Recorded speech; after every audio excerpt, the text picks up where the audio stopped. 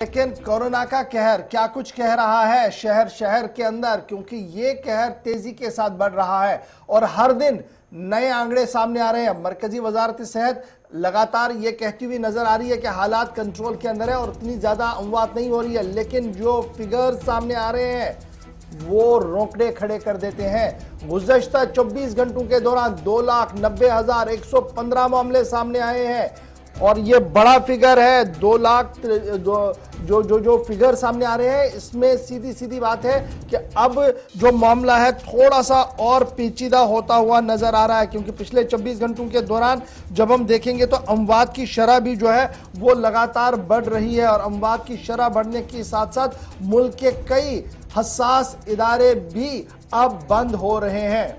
और इस बीच आपको बताते चलें कि पिछले 24 घंटों में जो केसेस सामने आए हैं, महाराष्ट्र रियासत एक बार फिर सर फहरिस्त है। यकम मई तक पाबंदियां इसीलिए बढ़ा दी गई हैं, तौसी कर दी गई है और दफा 144 का नफाज पूरी रियासत के अंदर महाराष्ट्र में अमल में लाया गया है। 62,000 से ज्यादा केसेस पिछले 24 घंटों के दौरान। उत्तर प्रदेश रियासत के अंदर 30,000 के करीब केसेस और 28,000 से ज्यादा केसेस राजधानी दिल्ली के अंदर पिछले 24 घंटों में रिकॉर्ड किए गए। ये सूरत हाल जब बन रही है तो सबसे बड़ी अदालत यानी सुप्रीम कोर्ट को भी अगले अहकामात तक मुल्क के अंदर बंद रखने का फैसला किया गया है और इस बीच वो तमाम केसेस जो हंगामी बुनियादों पर जिनका निपटारा होना है वो ऑनलाइन या वर्चुअल मोड के जरिए जरूर समाप्त होगी, लेकिन सुप्रीम कोर्ट भी अगले अहकामात तक बंद रहेगा। ये साफ बात कर दी गई है कोविड केस वबाई सूरत हाल के बीच या बढ़ते केसेस के बीच। इसके अलावा एक और बड़ी और अहम चीज कि मुल्क के अंदर जब केसेस सामने आ रहे हैं तो पूरी दुनिया के अंदर एक दिन में सबसे ज्यादा केसेस जो रिकॉर्ड किए जाते हैं, भारत दूसरे नंबर पर किसी एक दिन में इतने केसेस आने वाला नंबर उस फहरिस्त में अब पहुंच गया है। अमेरिका के अंदर एक बार 2,95,000 केसेस सामने आ चुके थे, लेकिन लगभग उस आंकड़े को भारत अब छू रहा है। करीब 3 लाख केसेस पिछले 24 घंटों में रिपोर्ट हुए हैं। यानी कुल मिलाकर अगर अमवात की बात करें तो 1,82,557 अमवात इससे हो चुकी है और COVID-19india.org लगातार मॉनिटर कर रहा है और उनके आंकड़े हम आपके सामने रख रहे हैं। लेकिन जब हम ये आंकड़े आपके सामने, फिगर्स आपके सामने रख रहे हैं, तो ये ख्याल रखिएगा कि लद्दाख के अंदर अगर कोई डेथ हुई है तो वो इसके अंदर काउंट अभी तक नहीं हुई है।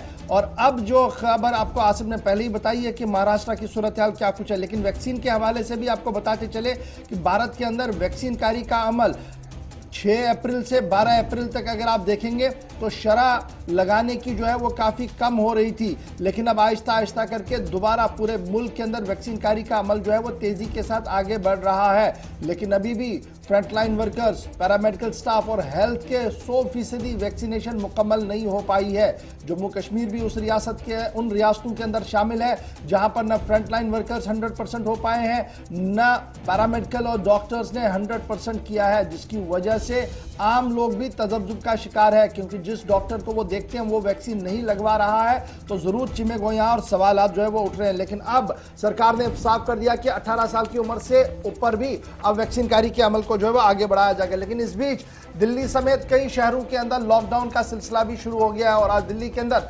लॉकडाउन का दूसरा दिन है। लेकिन सूरत हाल क्या कुछ है, कल रात हमने देखा कि अरविंद केजरीवाल एक बार फिर सामने आए थे। उन्होंने कहा था कि ऑक्सीजन की कमी हो रही है और मुख्तलिफ अस्पतालों के अंदर 6 से 8 घंटे का ही ऑक्सीजन जो है वो बचा हुआ है। और कल ही खबर यह भी आई कि अरविंद की अहलिया भी कोरोना पॉजिटिव हुई। कल हमने देखा कि चीफ इलेक्शन कमिश्नर भी जो है वो कोरोना पॉजिटिव है, राहुल गांधी कोरोना पॉजिटिव है, स्टेट जज कोरोना पॉजिटिव है। और उसके बाद सूरत हाल क्या कुछ थी, रात देर गए तक आपको हम पल पल का अपडेट देते रहे। लेकिन इस वक्त सीधे चलते हैं, हमारे साथ केशव मोहन ज्वाइन कर चुके हैं। केशव, बताइएगा दिल्ली की रात कैसे बीती, क्योंकि खबर यह है कि एक बार फिर सबसे ऊंची छलांग दिल्ली में कोरोना ने मारी है।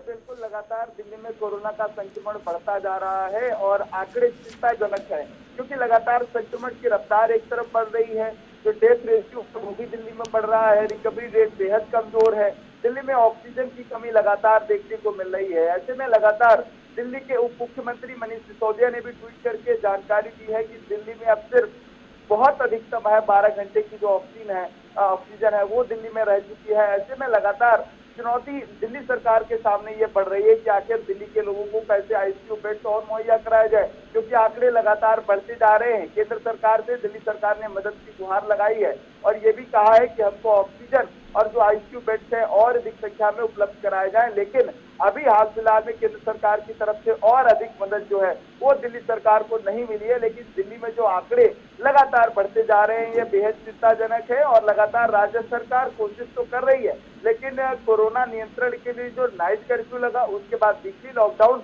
अब ये 6 दिन के लिए जो संपूर्ण लॉकडाउन की स्थिति देखने को मिल रही है। लेकिन ऐसे में जो आंकड़े हैं वो थमने का नाम नहीं ले रहे हैं। सरकार लगातार कोशिश जरूर कर रही है, सरकार लोगों से अपील भी कर रही है। कल प्रधानमंत्री ने स्वयं अपने संबोधन में कहा है कि लॉकडाउन को सोल्यूशन के तौर में जरूर देखें, लास्ट सोल्यूशन देखें, जरूरत हो, जब बहुत ज्यादा इमरजेंसी का वक्त हो तभी लॉकडाउन लगाएं। लेकिन दिल्ली में जिस तरीके से आंकड़े बढ़ रहे हैं, लगातार संसाधनों की कमी है, स्वास्थ्य सुविधाएं लगातार डिसबैलेंस होती जा रही हैं। ऐसे में लगातार दिल्ली सरकार के पास कोई दूसरा ऑप्शन नहीं है कि आखिर लॉकडाउन न लगाएं, तो बड़ी स्थिति पर काबू पाने के लिए दिल्ली सरकार सफल होती हुई दिखाई देगी। एक चीज और भी बताइएगा अनिल, कल तक हमने देखा था जब लॉकडाउन का पहला दिन था तो तकरीबन 12 से 13 घंटों के बाद ही परेशानी काफी ज्यादा उन लोगों को आ रही थी जो इमरजेंसी में बाहर निकल रहे थे। डीटीसीसी बसेस से लेकर जो मेट्रो रेल कॉर्पोरेशन है वहां तक परेशानियां काफी ज्यादा थी।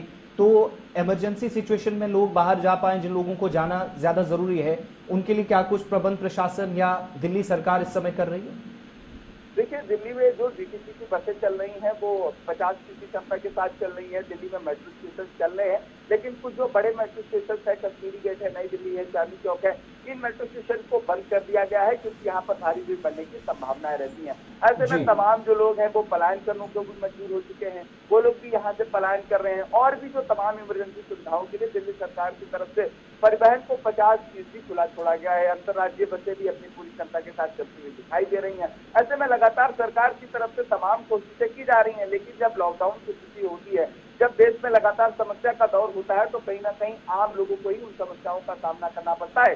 सरकारें दावे और वादे जरूर करती है, लेकिन वो दावे और वादे जमीन पर कितने सफल होते हैं ये आम जनता ही समझती है और आम जनता ही तमाम समस्याओं का सामना करती हुई नजर आती है। लगातार दिल्ली के मुखिया सिर्फ अरविंद केजरीवाल दावे जरूर कर रहे हैं, लेकिन आम लोग ऑक्सीजन के लिए भटक रहे हैं। मृतकों को अगर देखा जाए निश्चित तौर पर तो शमशान घाटों में जगह नहीं मुहैया हो पा रही है। दिल्ली में एम्बुलेंसों की लगातार कमी होती जा रही है।